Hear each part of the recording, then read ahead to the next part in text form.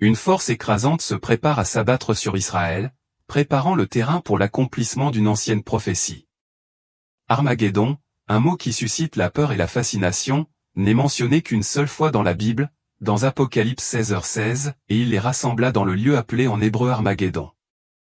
Malgré cette seule référence, l'idée d'Armageddon est devenue le symbole de la confrontation ultime entre le bien et le mal, captivant l'imagination et façonnant notre conscience collective. Le terme « Armageddon » trouve son origine dans l'expression hébraïque « Ar-Megiddo » où « Ar » signifie « montagne » et « Megiddo » fait référence à un site historique de l'Israël moderne.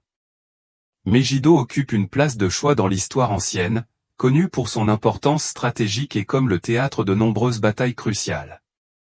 Pourtant, dans la Bible, Armageddon transcende ses origines géographiques, symbolisant la lutte culminante entre les forces divines et les pouvoirs des ténèbres, annonçant la fin des temps. Lorsque les gens entendent le mot Armageddon, ils imaginent souvent des événements cataclysmiques annonçant la fin du monde. Le nom évoque l'image d'une confrontation épique entre le bien et le mal, un thème immortalisé dans d'innombrables livres et films. Cependant, ce concept puissant n'est pas seulement une création de la fiction moderne, il est profondément enraciné dans les récits et l'histoire antique du Moyen-Orient. Le lien entre l'Armageddon apocalyptique et le site historique de Megiddo est loin d'être une coïncidence. Le choix de ce nom pour la bataille finale des âges est imprégné de l'histoire riche et tumultueuse d'un pays qui a connu d'innombrables luttes pour le pouvoir. Megiddo était autrefois une ville prospère, stratégiquement située à un carrefour critique du nord d'Israël, où des routes commerciales vitales reliaient l'Égypte au sud et la Mésopotamie au nord. Cet emplacement privilégié a fait de Megiddo un prix convoité, offrant à son dirigeant des avantages économiques et militaires importants. L'importance stratégique de la ville attira de nombreuses armées à ses portes, ce qui conduisit à une série de batailles féroces au fil des siècles. Cette histoire de conflits et de luttes de pouvoir imprègne le nom d'Armageddon de plusieurs significations, ce qui en fait un symbole approprié pour la confrontation ultime entre les forces du bien et du mal. La Bible raconte l'une des premières batailles enregistrées à Megiddo, mettant en valeur l'héroïsme de Déborah, la célèbre juge d'Israël, et de son chef militaire, Barak. Dans Juges 5, Déborah et Barak remportèrent une victoire remarquable sur le roi cananéen Jabin et son redoutable commandant, Sisra. Cette bataille de Megiddo n'était pas seulement un affrontement d'armées, mais un témoignage de l'intervention divine et du courage de ses dirigeants. Grâce à leur foi et à leur bravoure, y compris le rôle crucial joué par Jaël, les Israélites ont été témoins de la puissance de Dieu manifestée dans leur triomphe contre des obstacles apparemment insurmontables. Megiddo était plus qu'un simple champ de bataille historique, c'était un carrefour crucial dans l'ancien Israël. Sa situation stratégique en a fait un point central de nombreuses batailles importantes. L'importance de la ville résidait dans sa position à l'intersection de routes commerciales majeures, reliant l'Égypte au sud à la Mésopotamie au nord.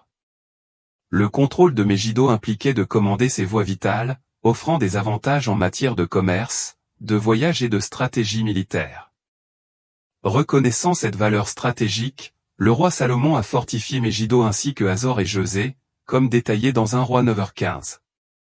La décision de Salomon de renforcer Megiddo souligne son rôle crucial dans son royaume, garantissant que ce carrefour clé reste sous son contrôle. La fortification de la ville témoignait de son importance, un lieu qui servait non seulement d'atout militaire stratégique, mais aussi de plaque tournante d'importance économique et logistique. Au fil du temps, la renommée de Megiddo s'est étendue au-delà de ses batailles historiques pour atteindre son importance prophétique. Elle est souvent associée à la bataille d'Armageddon, un terme qui évoque des images d'une confrontation ultime entre le bien et le mal. Cette association est enracinée dans le passé historique de Megiddo en tant que champ de bataille, ce qui en fait un symbole approprié pour la bataille culminante décrite dans le livre de l'Apocalypse. Son héritage en tant que site de conflit et d'importance stratégique lui confère une résonance dramatique, ce qui en fait une puissante métaphore de la lutte finale entre les forces divines et les pouvoirs des ténèbres.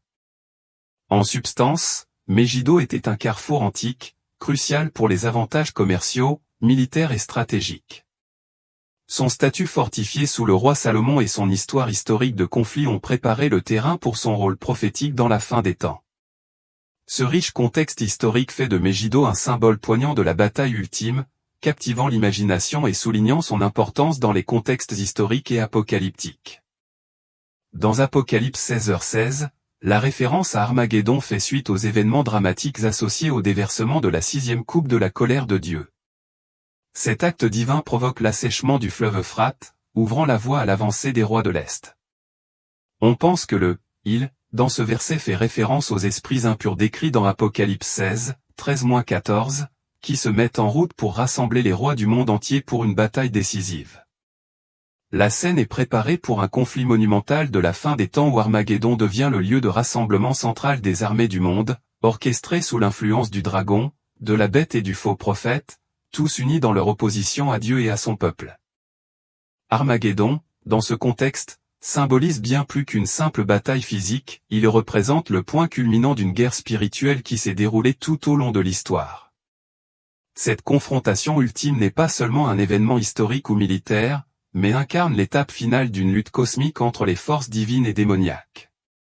À l'approche de la fin, le monde sera témoin d'une série d'événements sans précédent, qui s'intensifieront rapidement et de manière spectaculaire. Le premier événement important est l'avènement de l'Antéchrist, un personnage doté d'un charisme et d'un pouvoir immense, qui émerge dans un contexte de chaos politique et de décadence sociétale.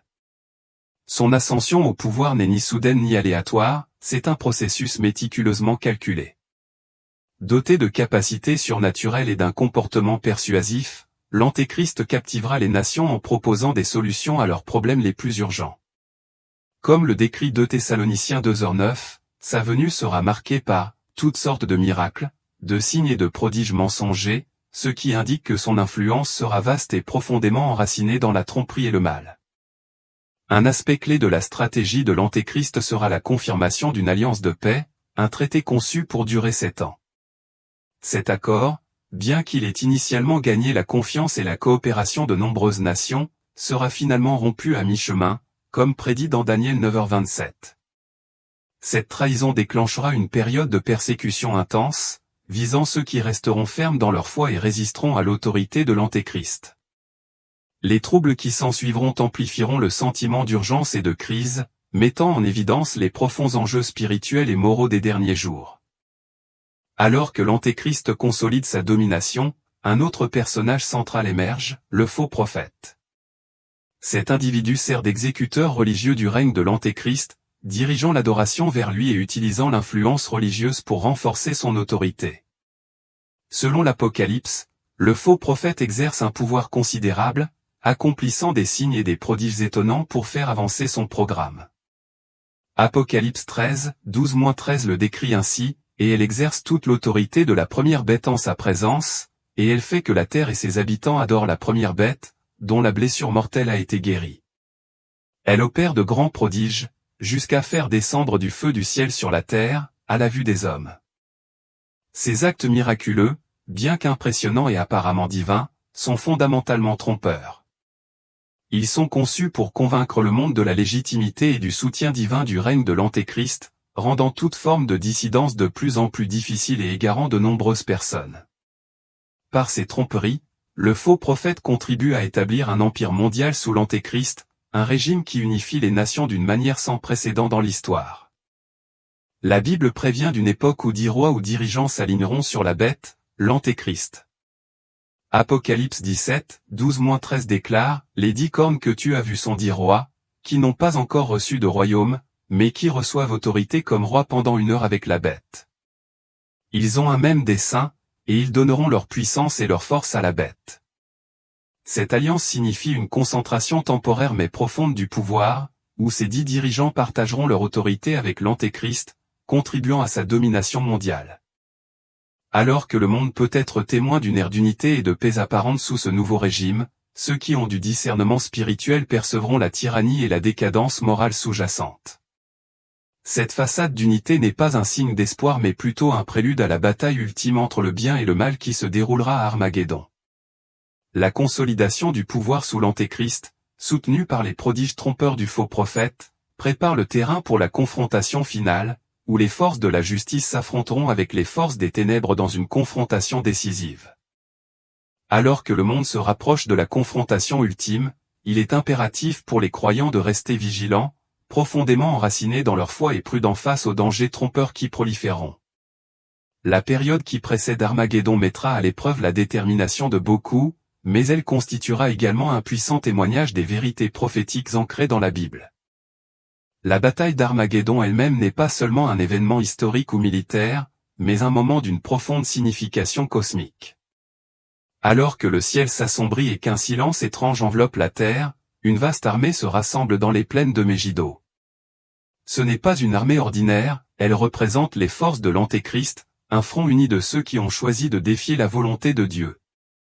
Ces armées se rassemblent pour une confrontation finale, cherchant à défier l'autorité divine et le dessein du Tout-Puissant. Au milieu de cette tempête qui se prépare, le pays tombe dans un silence tendu, comme s'il retenait son souffle avant l'inévitable affrontement.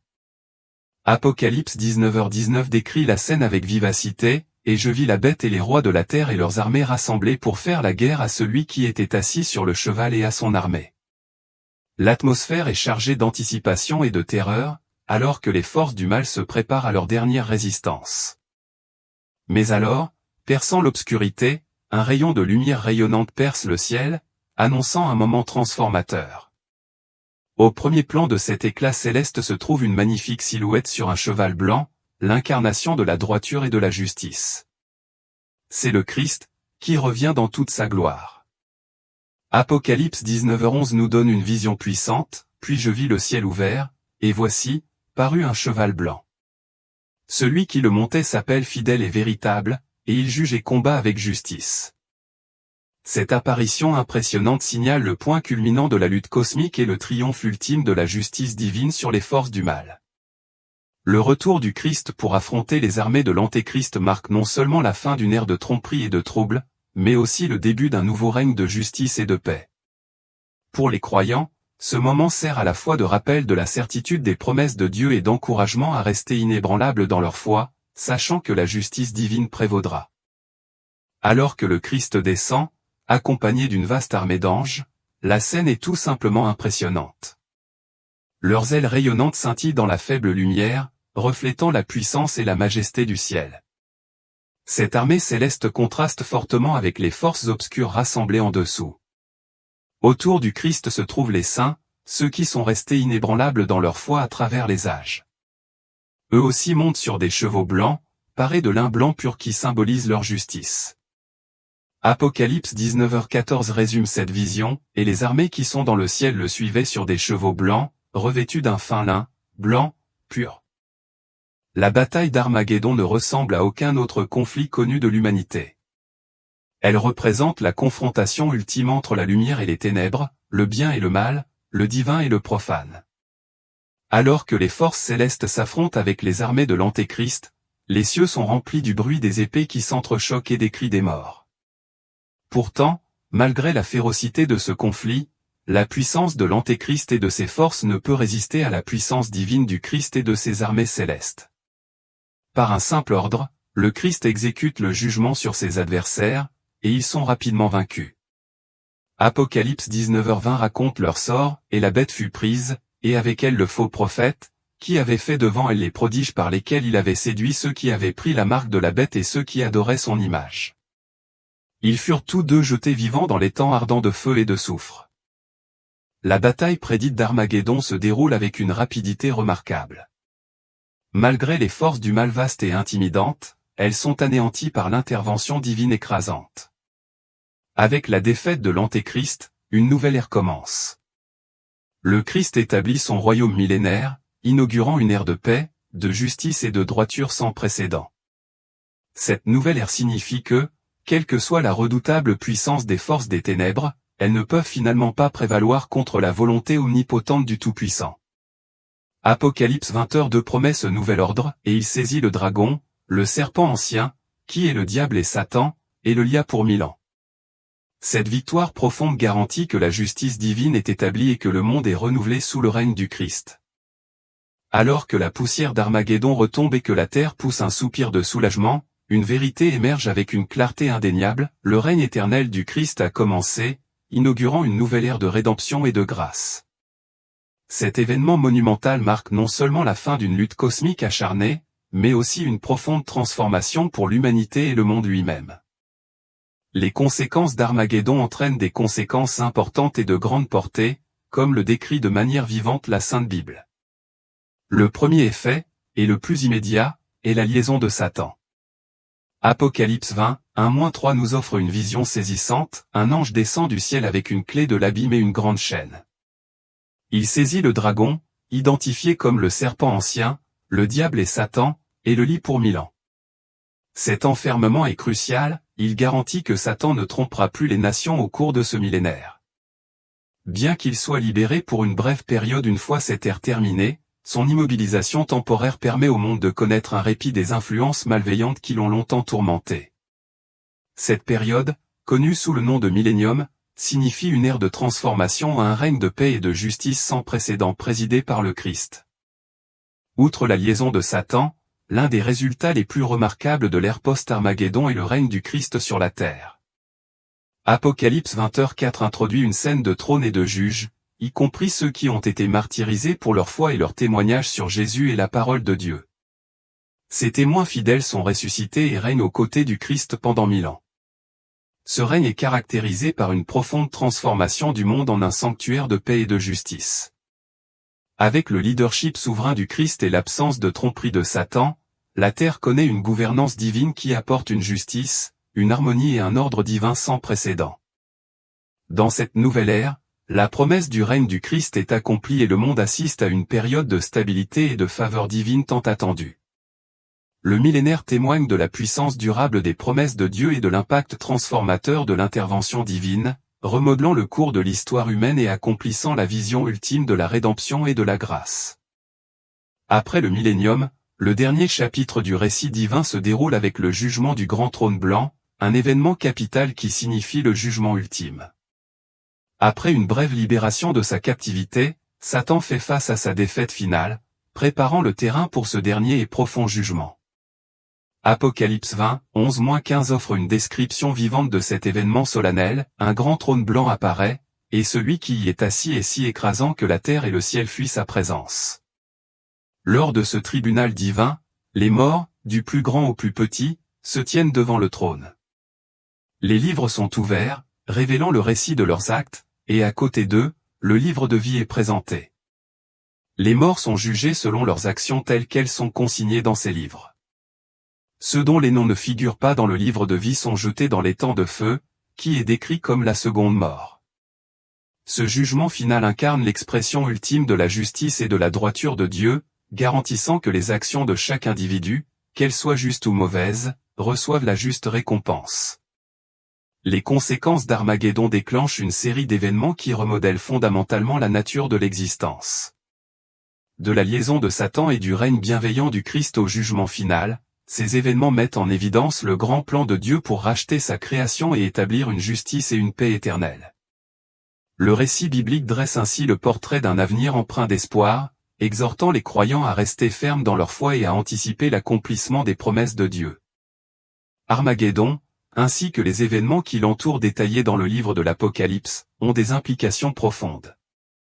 Ils représentent le point culminant de la lutte spirituelle entre les forces divines et les forces du mal.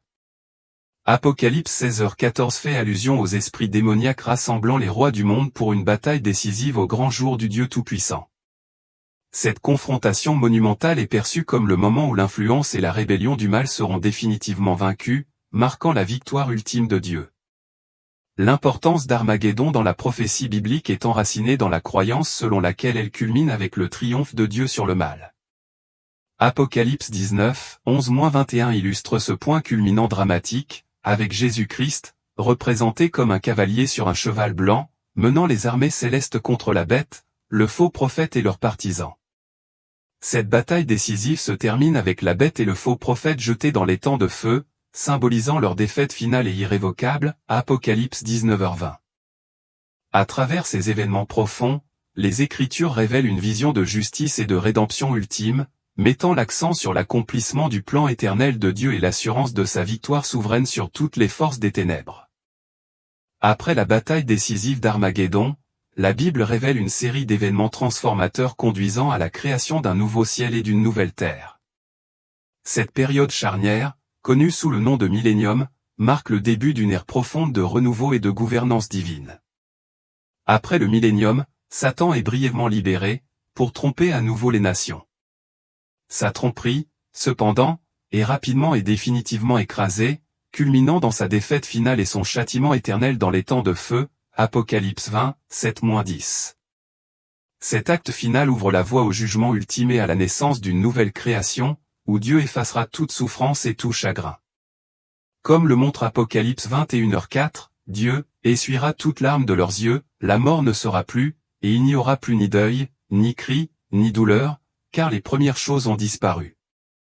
Les événements entourant Armageddon ont des implications importantes pour les croyants et leur rôle dans le monde. Le retour attendu du Christ et la bataille finale prévue servent de motivation puissante pour vivre dans la justice, partager l'évangile et se préparer spirituellement à la seconde venue du Christ. Cela se reflète dans 1 Jean 3, 2-3, qui déclare, « Bien-aimés, nous sommes maintenant enfants de Dieu, et ce que nous serons n'a pas encore été manifesté. Mais nous savons que, lorsque cela sera manifesté, nous serons semblables à lui, parce que nous le verrons tel qu'il est. Et quiconque a cette espérance en lui se purifie, comme lui-même est pur. » Ce passage souligne l'importance de la pureté et de la préparation, motivée par l'espérance du retour du Christ. La bataille d'Armageddon reste l'un des sujets les plus passionnants et les plus débattus de l'eschatologie, concernant la fin des temps et la destinée ultime de l'humanité. Elle symbolise la confrontation ultime entre le bien et le mal, un affrontement décisif qui détermine le sort de l'humanité. La Bible décrit Armageddon comme un conflit dramatique où les rois de la terre, sous l'influence d'esprits démoniaques, se rassemblent pour une confrontation finale contre loin de Dieu. Cette confrontation se termine par le jugement divin, comme décrit dans Apocalypse 16h14 et 19, 11-21. Cette bataille apocalyptique ne signifie pas seulement la lutte entre les forces des ténèbres et de la lumière, mais met également en évidence la résistance de l'humanité à l'autorité divine et l'affirmation ultime de la souveraineté de Dieu. Diverses perspectives théologiques offrent différentes interprétations de la bataille d'Armageddon, en particulier concernant son calendrier par rapport à la seconde venue du Christ et au millénaire, le règne millénaire du Christ sur terre. Chaque perspective offre une perspective unique à travers laquelle on peut comprendre les implications profondes et de grande portée de cet événement crucial dans la prophétie biblique. Le concept d'Armageddon, qui trouve ses racines dans les batailles historiques de Megiddo, sert de symbole profond du conflit ultime et de sa résolution dans la prophétie biblique. Ce site antique, connu pour son importance stratégique et symbolique, préfigure la bataille apocalyptique finale décrite dans l'Apocalypse. L'intersection des événements passés et des promesses futures souligne la continuité des plans divins à travers l'histoire. Après la confrontation monumentale d'Armageddon, une période de profonde transformation commence. Apocalypse 21h introduit cette nouvelle phase avec la vision d'un nouveau ciel et d'une nouvelle terre, signifiant un renouvellement complet de la création après la fin de l'ancien ordre. Cette imagerie reflète non seulement la fin de l'ancien monde, mais aussi le début d'une nouvelle ère de justice et de paix divine. La destruction de l'ancien monde et l'émergence d'un nouveau monde symbolisent un nouveau départ, non souillé par les échecs passés et imprégné de la justice parfaite de Dieu. Les conséquences d'Armageddon mettent en lumière l'amour profond de Dieu et son plan rédempteur. Malgré la sévérité du jugement, la nouvelle création reflète l'engagement de Dieu à restaurer et à renouveler. Apocalypse 21h5 fait l'écho à ce thème avec la déclaration « Voici, je fais toutes choses nouvelles ». Cette promesse affirme que par la grâce de Dieu, la rédemption et le renouvellement sont possibles même après les plus grandes épreuves et tribulations. Dans le nouveau monde, la douleur, le chagrin et la mort sont éradiqués, signalant l'accomplissement de l'alliance de Dieu avec son peuple. Cette vision offre de l'espoir et de l'assurance, soulignant que la victoire finale de Dieu n'est pas seulement un triomphe sur le mal, mais un témoignage de son amour durable et de son engagement envers sa création. La prophétie de Gog et Magog, détaillée dans Ézéchiel 38-39, ajoute une autre dimension au récit de la fin des temps. Ces chapitres décrivent une future invasion d'Israël par le nord, représentant une menace formidable et apparemment insurmontable. L'image d'une tempête et d'un nuage enveloppant la terre souligne l'intensité de la menace. Cependant, l'intervention de Dieu garantit que cette invasion sera contrecarrée, renforçant le thème de la protection et de la souveraineté divine. Le moment de cette prophétie, décrite comme se produisant dans les dernières années ou les derniers jours, suggère qu'elle pourrait coïncider avec les premiers événements de tribulation ou d'autres jalons eschatologiques importants. La défaite de Gog et Magog illustre davantage la capacité de Dieu à délivrer son peuple des dangers les plus graves et réaffirme son rôle de protecteur et de rédempteur ultime. Dans l'ensemble, le récit d'Armageddon, la nouvelle création et la prophétie de Gog et Magog résument les thèmes bibliques primordiaux de la justice divine, de la rédemption et du triomphe ultime du bien sur le mal. Ces événements sont étroitement liés à la plus grande tapisserie du plan de Dieu pour l'humanité, offrant aux croyants une vision pleine d'espoir de l'avenir et un appel à rester fermes dans leur foi. L'Antéchrist proposera une solution au conflit en cours au Moyen-Orient en établissant un accord de paix de 7 ans avec Israël. Cet accord crucial marquera le début d'une période importante au cours de laquelle le peuple juif sera autorisé à reconstruire son temple et à profiter d'une période de sécurité relative dans son pays. Cependant, cette période de paix sera de courte durée, car une invasion spectaculaire est prophétisée. Malgré cette menace imminente, Dieu a promis un renouveau pour Israël, une promesse qui trouve ses racines dans la vision donnée à Ézéchiel de la vallée des ossements desséchés.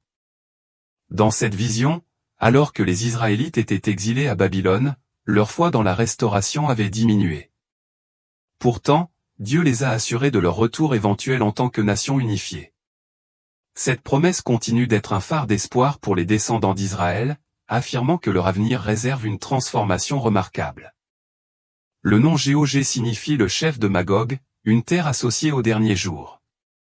Ézéchiel 39, 2 nous dit, « Je te ferai tourner autour de toi, je te conduirai, je te ferai monter des extrémités du septentrion, et je te ferai venir contre les montagnes d'Israël. » Gog, comme le décrit la prophétie, n'agira pas de manière isolée, mais dirigera une coalition de nations contre Israël. Certains érudits bibliques identifient Gog à la Germanie et Togarma à la Turquie, ce qui suggère une alliance complexe. Malgré la puissance apparente de cette coalition, son rôle est celui d'une domination apparente, mais le plan de Dieu est de démontrer sa puissance et sa justice. Le but de cette invasion, selon la prophétie divine, est de défier les nations du monde et de les forcer à reconnaître la souveraineté de Dieu lorsqu'il intervient. La colère du Seigneur envers cette invasion est exprimée de manière vivante, en particulier dans Ézéchiel 39, qui décrit le sort de Gog et de ses nations alliées. Ézéchiel 39, 1-6 déclare, « Et toi, fils de l'homme, prophétise contre Gog. Ainsi parle l'Éternel, voici, j'en veux à toi, Gog, chef des princes, chef de Méchec et de Tubal. Je te ferai tourner, je te conduirai, je te ferai monter des extrémités du septentrion, et je te ferai venir contre les montagnes d'Israël. J'abattrai ton arc de ta main gauche, et je ferai tomber tes flèches de ta main droite. Tu tomberas mort sur les montagnes d'Israël, toi et tout ton peuple, et les nations qui sont avec toi. Je te donnerai pour nourriture toute espèce d'oiseaux de proie et d'animaux des champs. Tu tomberas en rase campagne, car j'ai parlé, dit le Seigneur, l'Éternel. J'enverrai le feu dans Magog et sur ceux qui habitent en sécurité dans les îles, et ils sauront sans l'ombre d'un doute que je suis l'Éternel. » Cette prophétie illustre une intervention divine spectaculaire et décisive, soulignant l'autorité ultime de Dieu et la futilité de s'opposer à son. Le Seigneur a commencé son message en déclarant fermement son opposition à Gog et à la coalition de nations qu'il dirige. Dans cette déclaration divine, Dieu a prédit la destruction complète des forces d'invasion. Selon la prophétie, 5/6 de l'armée de Gog seront vaincus, leurs armes rendues impuissantes face à la puissance divine du Seigneur. Cette invasion, qui était destinée à défier Israël, entraînera l'annihilation totale des agresseurs sur le territoire d'Israël lui-même. De plus, le jugement divin s'étendra au-delà des frontières d'Israël jusqu'au cœur de la patrie de Gog, Magog, assurant également sa destruction complète. Ézéchiel 39, 7-15 décrit de manière frappante ce tournant dramatique des événements, « Je ferai connaître mon saint nom au milieu de mon peuple d'Israël, et je ne permettrai plus qu'ils profanent mon saint nom. Et les nations sauront que je suis l'Éternel, le Saint d'Israël. Voici, cela arrive, et cela arrivera, dit le Seigneur, l'Éternel. C'est le jour dont j'ai parlé. Quand Gog ne sera plus, les habitants des villes d'Israël s'aventureront à ramasser les restes de la bataille. Ils mettront le feu aux armes de guerre, grands boucliers, petits boucliers, arcs, flèches, massues de guerre et lances. Pendant 7 ans, ces armes alimenteront leur feu, éliminant ainsi le besoin de bois supplémentaires provenant des champs ou des forêts. Cela servira de témoignage frappant de la délivrance du Seigneur et du renversement de leur sort. Le peuple d'Israël réclamera ce qui lui a été pris, reprenant le butin de ses oppresseurs. Dans cette prophétie, Dieu donne également des instructions détaillées pour l'enterrement des morts. Ézéchiel 39, 11-15 continue, ce jour-là, je désignerai un lieu de sépulture pour Géogé en Israël, la vallée de ceux qui passent, à l'est de la mer. Ce lieu obstruera tout passage dans la région, servant de lieu de repos solennel pour Géogé et sa vaste multitude. On l'appellera la vallée de Hamon-Géogé, ou la multitude de Géogé. Pendant 7 mois, la maison d'Israël mènera une opération d'enterrement complète pour purifier le pays. Tous les habitants participeront à cette tâche monumentale, qui deviendra célèbre comme le jour de la gloire révélée de Dieu. Des hommes seront désignés pour parcourir régulièrement le pays, enterrant tous les corps non enterrés à la surface pour purifier le territoire. À la fin des 7 mois, une recherche détaillée sera effectuée. Chaque fois que quelqu'un rencontrera un ossement humain, il placera un marqueur à côté de celui-ci jusqu'à ce que les enterreurs désignés puissent l'enterrer dans la vallée de Hamon-Géogé. Cette prophétie ressemble à une prédiction contenue dans Apocalypse 19, 17-18, mais elle concerne des événements différents. Le récit de l'Apocalypse fait référence à la bataille décisive d'Armageddon, qui a lieu après le millénium. En revanche, les événements de Géogé et Magog décrits dans Ézéchiel précèdent le millénium. Bien que les descriptions puissent être similaires, les événements sont distincts, chacun se produisant dans son propre contexte prophétique.